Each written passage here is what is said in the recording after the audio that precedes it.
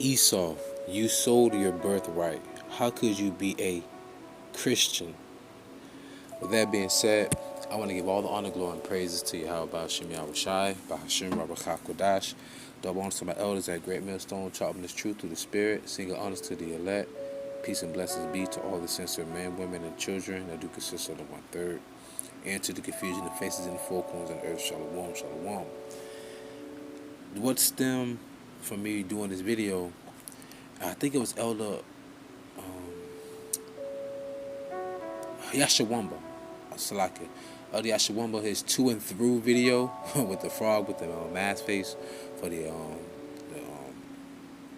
template, for his image for his page. And this right here, you gotta listen to this, pay attention to this, because this is really Esau crying out. Esau complaining that he won't get the birthright. If you really look at it from a spiritual aspect. Alright, now check this out. I'm going to read it verbatim, but I'm going to also insert said terms. White, or should I say Edomite Texan, poses as a cop and tells black, or should I say Israelite spa owner, her race, quote, ruin, unquote, his, quote, legacy of being a Christian, unquote. Now, YAHAWASHI, I remember, I will also leave the link of the video from the brother, like I said, I think it's the Elder YASHARAHLA's page. I'm going to leave the link in the description so you can see it for yourself, the verbal dialogue between these two. But think about what this man is saying right here. Because right down here at the bottom it says, the Daily Beast posted a video of a man posing as a police officer who claimed that people of color are taking jobs from white people. First and foremost, you Edomites forced us to this land and forced us to build this land. That's also biblical prophecy, which are curses that we're under. Alright? For free. That's why the Lord said He said we sold ourselves for nothing and we shall be redeemed. The Lord said He's going to redeem us with everlasting mercies. Anyways, He also said that He can no longer be a Christian because of black people, quote unquote black people, right? First and foremost, you must understand the history of your ancestors. Because we can go back to Kagan Bulla, who was ruling during the Edomites during the time. It was around, Lord willing, I want to say like around maybe the 10th, 11th century, if I'm not mistaken. Forgive me. And they were looking for a religion, for so to say, for lack of better terms, to clean up their people. It was either Islam or Judaism, quote unquote. So they say Judaism, quote unquote. It's a book called The 13th Tribe.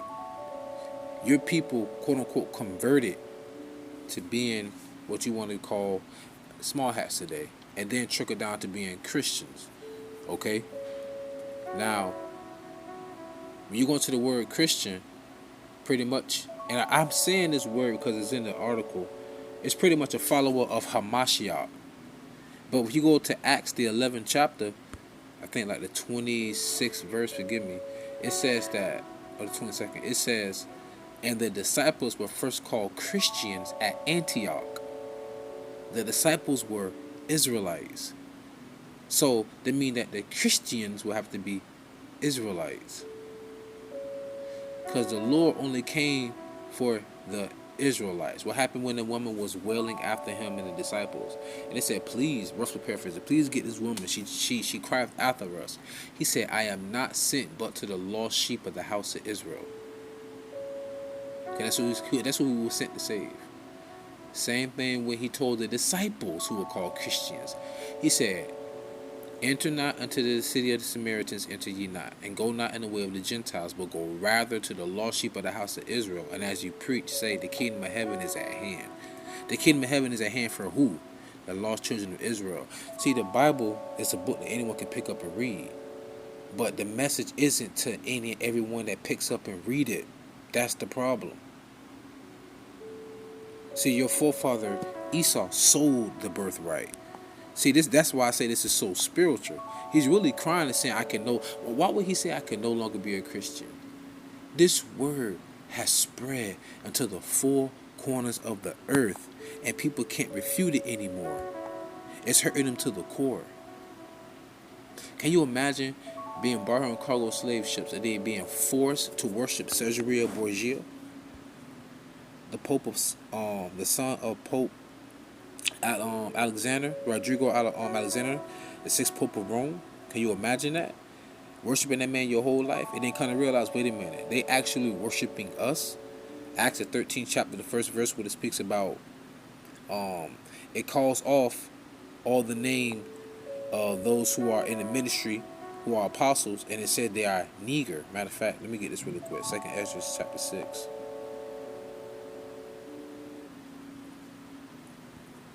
Chapter 6, verse 28. As for faith, I'm going to start at 27.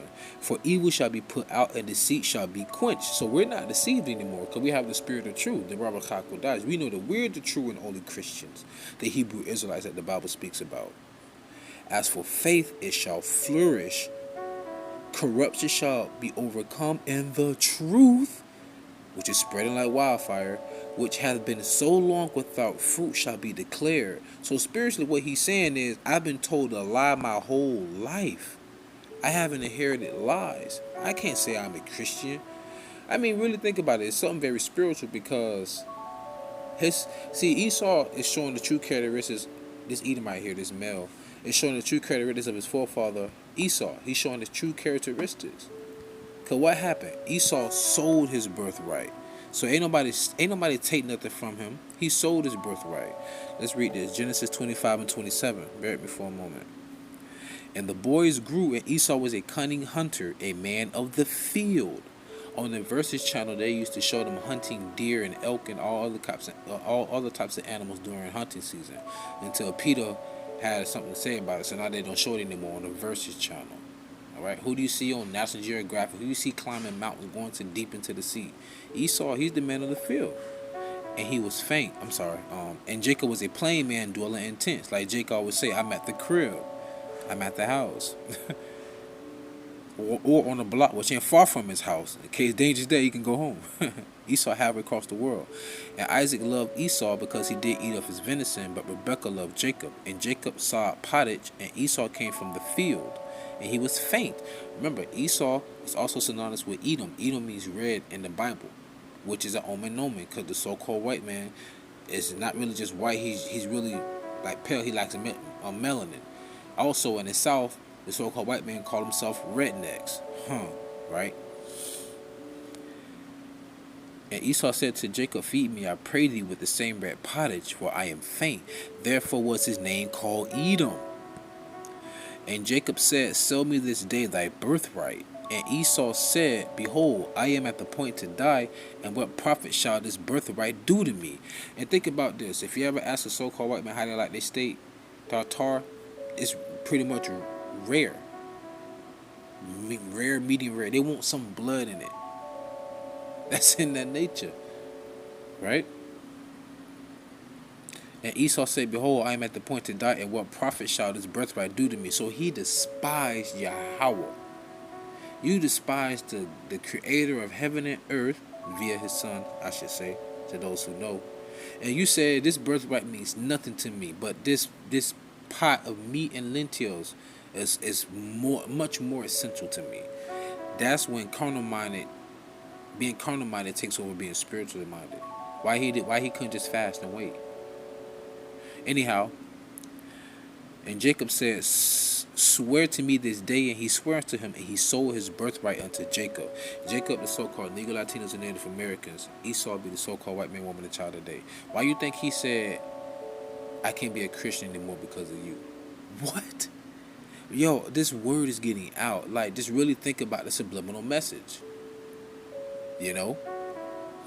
But, continuing on, Genesis 27:32. Now, this is going to show you the nature of his forefather, which he's displaying right now.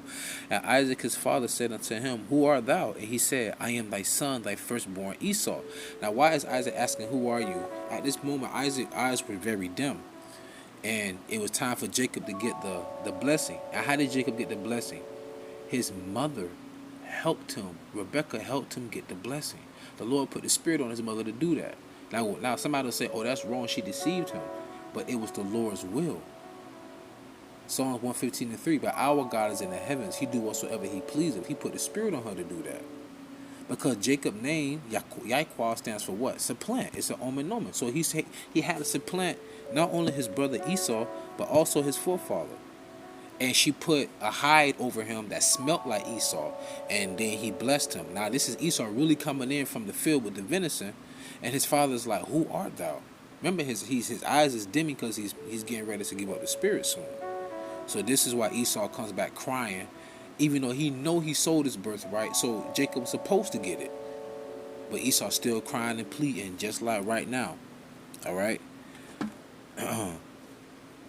Verse 33, Genesis 27:33. And Isaac trembled very exceedingly, and said, where is he that hath taken venison and brought it me? And I have eaten all before thou camest, and have blessed him. Yea, and he shall be blessed, which we are going to be blessed. We are. And when Esau heard the words of his father, he cried with a great and exceeding bitter cry, and said unto his father, Bless me, even me also, O my father. Crying, bickering. You sold your birthright for food. You said, I forget the Lord. And now you crying for another blessing. That's why he didn't want to leave that lady spa. You got to watch it. He was acting like a little kid. Esau losing, man. He's a loser, losing. And he said, it is not the right, it isn't, Salakia, forgive me. He said, is not he rightly named Jacob? For he hath supplanted me these two times. He took away my birthright. See what Esau did? He said he took away. No, you sold it. And behold, now he hath taken away my blessing. And he said, Hast thou not reserved a blessing for me? And Isaac answered and said unto Esau, Behold, I have made him thy Lord, and all his brethren have I given to him for servants, and with corn and wine have I sustained him. And what shall I do now unto thee, my son? And Esau said unto his father, Hast thou but one blessing, my father? Bless me, even me also, O my father. I had to say it like that. And Esau lifted up his voice and wept. Now, he gonna bless him, but listen to this one. Hebrews 12:16-17. Lest there be any fornicator or profane person as Esau, who for one morsel of meat sold his birthright. For ye know how that afterward, when he would have inherited the blessing, he was rejected. For he found no place of repentance, though he sought it carefully with tears. So he would never get that blessing. That's why he cried to the father. To his father, forgive me. And this is the blessing his father gave him, though. But he's not going to inherit the heavens and the earth with under the gods of YAHAWASHI and King David and our forefathers. Never.